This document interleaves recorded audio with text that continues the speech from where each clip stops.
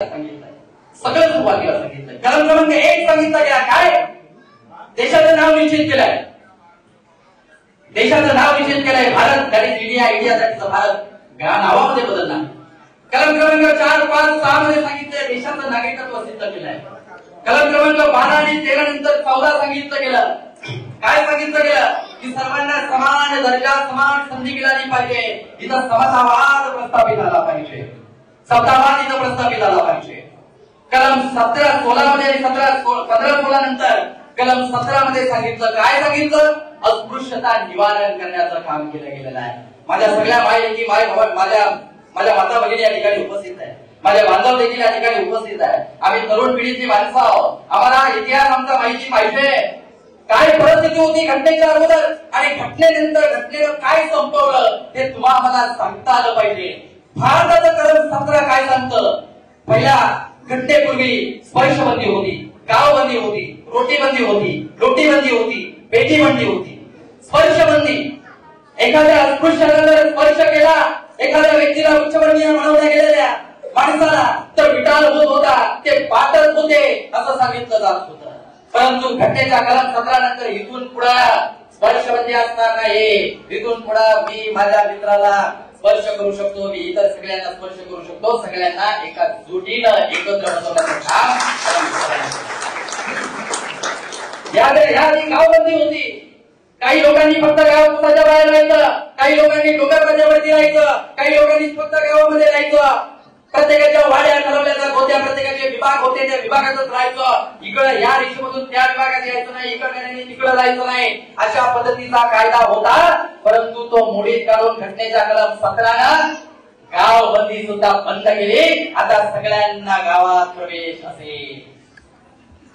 रोटीबंदी, जेवणाची साधनं ही देखील वेगवेगळी असायची, त्यांच्या पद्धती वेगळ्या असायच्या, आपल्या पद्धती वेगळ्या असायच्या, जेवणाची साधनं देखील वेगवेगळी असायची.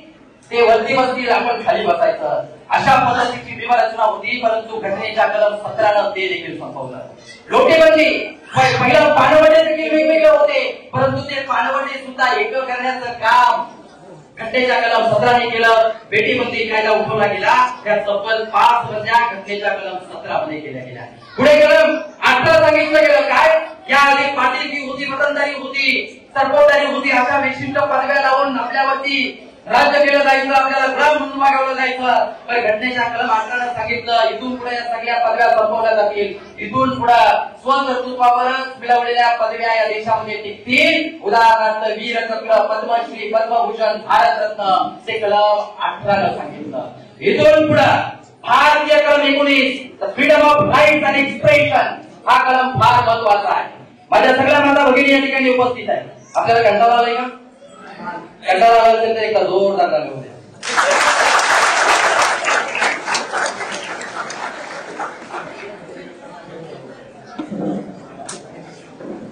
मला वाटलं नारायण जाधव साहेब लवकरच घरी निघावं लागतंय, कारण तुम्ही कामच असं केलंय. तुमच्या स्ट्रॅटर्जीला ज्याला घरी निघावं आपण म्हणू शकतो. पैठणीचा कार्यक्रम आहे, नंतर पैठणीचा कार्यक्रम आहे, त्याच्या आधी व्याख्यान ठेवलं. म्हणजे शाळेमध्ये जोडा आणण्याचं काम आयोजकांनी केलंय. कारण इथल्या माझ्या सगळ्या माता भगिनींची आणि समाज बांधवांची लस ओळखण्याचं काम त्यांनी केलंय, त्यांना चांगलं माहिती आहे. भाषण जर नंतर एवढं असतं तर साड्या घेऊन कधी केल्या असत्या, त्यांचं बघायला सुद्धा लागल्या नसत्या. परंतु आयोजकांच्या स्ट्रॅटर्जीचं कौतुक करावं एवढं थोडं आहे. परंतु माझ्या मावश्या, माझ्या माता भगिनी, माझ्या बहिणींना मी सांगेन, घरी गेल्यानंतर तुम्हाला विचारतील, तुम्हाला हिनवलं जाईल, काय आलीस का पैठणी घेऊन, काय कमावलं. पण तुम्हाला सांगता आलं पाहिजे मी पैठणी कमावली नाही, ती मी विकत घेईन. पण आज या कार्यक्रमातून मी जी शिकलोय ते भारतीय संविधान आहे, आमच्या अधिकार मी शिकून आलेलो आहोत. आणि म्हणून कलम क्रमांक 19 काय सांगितलं, freedom of right and expression काय सांगितलं घटनेला. ज्या घटनेचा खऱ्या अर्थानं राज्यघटनेचा काळीज म्हणून भारतीय कलम 19 सांगितलं जातं. काय सांगितलं त्याच्यामध्ये सप्त स्वातंत्र्य सांगितले गेले. याआधी तुम्हाला बोलण्याचं स्वातंत्र्य नव्हतं, बोलण्याचं स्वातंत्र्य कलम 19 दिलं. याआधी तुम्हाला छापण्याचं स्वातंत्र्य होतं, छापण्याचं स्वातंत्र्य तुम्हाला भारतीय कलम 19 दिलं. याआधी तुम्हाला लिहिण्याचं स्वातंत्र्य होतं, लिहिण्याचा अधिकार दिला. याआधी संचारबंदी होती, तुम्ही फक्त एका विशिष्ट गावापुरती विभागापुरती मर्यादित राहायचं, ते तुमचं तोडून टाकलं. संचार स्वातंत्र्य तुम्हाला दिलं. तुम्हाला मोर्चे काढण्याचा, धरणे करण्याचा, उपोषण करण्याचा, अर्थात काय तर तुमच्या अन्यायाविरुद्ध निर्भोगपणे छाती ठोकपणे जाण्याचा अधिकार भारतीय कलम 19 तुम्हाला दिलेला आहे. ती राज्यघटना देते. भारतीय कलम 19 तुमचा जर शोषण होत असेल, तुमच्यावर अन्याय होत असेल, तुम्हाला बोलण्यापासून जर तुम्हाला कोणी रोखत असेल, तुम्हाला आंदोलन उपोषणे मोर्चे तुमचा अधिकार मागण्यापासून जर तुम्हाला कोणी रोखत असेल, तर त्यांना तुम्हाला छाती ठोकपणे सांगता आलं पाहिजे, अरे कायदा आमच्या डॉक्टर बाबासाहेब आंबेडकरांनी लिहिलाय, तुम्ही आम्हाला शहाणपण शिकवायची आवश्यकता नाही. त्याला 19 आम्हाला जे मूलभूत अधिकार देतो हे तुम्हाला आता सांगता आलं पाहिजे. कलम 19 तो अधिकार दिला. लक्षात घ्या. पुढे सांगितलं कलम 21 मध्ये सांगितलं अन्न वस्त्र निवारा या देशामध्ये राहणाऱ्या प्रत्येक माणसाला मिळाला पाहिजे. पण दुर्दैवाने 100% या भारतीय संविधानाची अंमलबजावणी या देशात झाली. आजही या देशामध्ये काही घटक असे आहेत की ज्यांना 2 वेळचं अन्न मिळत नाही, राहण्याकरता ज्यांना घर नाही, अंगावरती ज्यांच्या चांगले कपडे नाही. लक्षात घ्या. एकीकडे स्वातंत्र्याचा अमृत महोत्सव आम्ही साजरा करतो, परंतु दुर्दैवाने माझ्यासारख्या तरुणाला प्रश्न पडतोच आहे की दुर्दैवाने हा भारत देश स्वतंत्र झाला, परंतु आजही जर अशी अवस्था देशाच्या काही घटकामध्ये असेल, काही परिस्थिती विभागामध्ये असेल, तर माझा देश स्वतंत्र झालाय का? हे भारतीय संविधान करायला लागू झालंय का? नाही. ही जबाबदारी आता आपली आहे. ती जबाबदारी तरुणांची आहे. ती जबाबदारी माझ्या सगळ्या समाजवादाची आहे. ती आता आम्हाला पेलता आली. 21 हे सांगितलं. त्याच्यानंतर कलम 23 सांगितलं शोषणाविरुद्धचा अधिकार. तुमचा जर कोणी शोषण करत असेल, टीव्ही खऱ्या अर्थानं डोमेस्टिक व्हायलन्स घराघरामध्ये होतात. माझ्या महिलांना समाजात फिरत असताना, घरात वावरत असताना प्रत्येक ठिकाणी तुमचं शोषण केलं जातं, परंतु तुमचं शोषण होत असेल तर भारतीय कलम 23 तुमचा अधिकार आहे, तुम्हाला तो न्याय देऊ शकतो. ही गोष्ट लक्षात ठेवायची आहे. कलम 24 बालमजुरी संपवणी. कलम 25 फार महत्वाचं सांगितलेलं आहे धार्मिक चिकित्सा. फार महत्वाचा कलम आहे. कलम 25 धार्मिक चिकित्सा सांगितली आहे. या देशामध्ये अनेक धर्मांची लोक आहेत, अनेक जातींची लोक आहेत, परंतु भारतीय कलम 25 हे तुम्हाला तुमचा धर्म जपण्याचा, तुमचा पंथ जपण्याचा, तुमचा ईश्वराला प्रमाण मानून ईश्वराची उपासना करण्याचा अधिकार हा भारतीय कलम 25 तुम्हाला देतो. म्हणजे हा अधिकार तुमच्या देवत्वाला, तुमच्या धर्माला जपायचं, मानायचं हा अधिकार कोणी दिला? तो भारतीय संविधानाने दिला. भारतीय संविधानाने दिला. याच्यानंतर कलम 21 सांगून मी पुढे जाणार आहे. कलम 21 मध्ये सांगितलं as per Indian constitution article 21A काय सांगितलं गेलं की 6 ते 14 वयोगटातील मुलांना शिक्षण सक्तीचं आणि मोफत करा. काय सांगितलं? 6 ते 14 वयोगटातील मुलांचं शिक्षण मोफत आणि सक्तीचं करा असं सांगितलं गेलं. त्याच कलमाला लागून 45 कलम असं सांगितलं गेलं भारतीय कलम संविधानाचं. त्या 45 मध्ये सांगितलं गेलं की काही राष्ट्रपतींना अधिकार दिलेले आहेत. त्या राष्ट्रपतींच्या अधिकार असे आहेत की सांगितलं गेलं होतं की भारतीय घटना ज्या वेळेला देशामध्ये लागू झाली तेव्हा देशात घटना लागू होण्यापूर्वी, लागू झाल्यानंतर 1950 ते 1960 इयत्ता 1ली ते इयत्ता 8वीच्या विद्यार्थ्यांना मोफत आणि शिक्षण सक्तीचं करा. 1960 ते 1970 इयत्ता 9वी ते 10वीच्या विद्यार्थ्यांचं मुलांचं शिक्षण मोफत आणि सक्तीचं करा. 1970 ते 80 11वी ते 12वीच्या विद्यार्थ्यांचं मुलांचं शिक्षण मोफत आणि सक्तीचं करा. यानंतर 1980 ते 1990 ग्रॅज्युएशन पर्यंतच्या मुलांचं मोफत शिक्षण सक्तीचं करा. 1990 ते 2000 MBA, MBA, MA, PhD अशा उच्च शिक्षित असणाऱ्या विद्यार्थ्यांच्या मुलांचं शिक्षण मोफत आणि सक्तीचं करा. आणि 2000 ते 2010 व्यावसायिक शिक्षण सक्तीचं आणि मोफत करा. हे घटनेत सांगितलं. पण यांनी काय केलं लक्षात घ्या.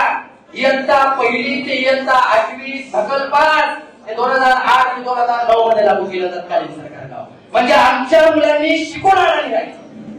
काय राहायचं?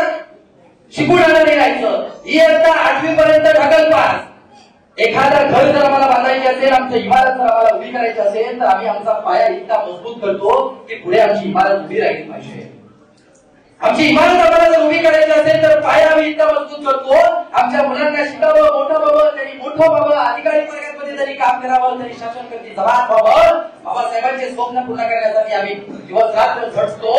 परंतु काय केलं गेलं? इयत्ता पहिली ते 8वी सकलपास केलं. म्हणजे यामध्ये असं आलं की एका वर्गामध्ये हुशार आणि फ दोन प्रकारची मुलं असतात. फ विद्यार्थी अभ्यास करत नाही तरी ते पास होतात, आणि हुशार विद्यार्थी असतात, तो काय विचार करतो, अभ्यास करून पण तेवढेच पाठवं, पण न केलेलं बरं आपण पण बसू. म्हणजे हुशार विद्यार्थी देखील फच्या लाईनीमध्ये येऊन बसतो. षडयंत्र कसं आहे? आमच्या मुलांनी शिकून अडाणी राहिली. महाराष्ट्रातलं राजकारणाचं चित्र प्रतिष्ठा वेगळं आहे. मला राजकारणाला यायचं नाही, तो आमचा व्यासपीठाचा नाही. परंतु हा सगळं घडवून राजकारण एकीकडे असताना एकीकडचं महाराष्ट्राचं चित्र जर आपण पाहिलं नसेल तर आपल्या लक्षात येईल 62,000 शाळा या महाराष्ट्रातील जिल्हा परिषदेच्या खासगीकरणाच्या दिशेने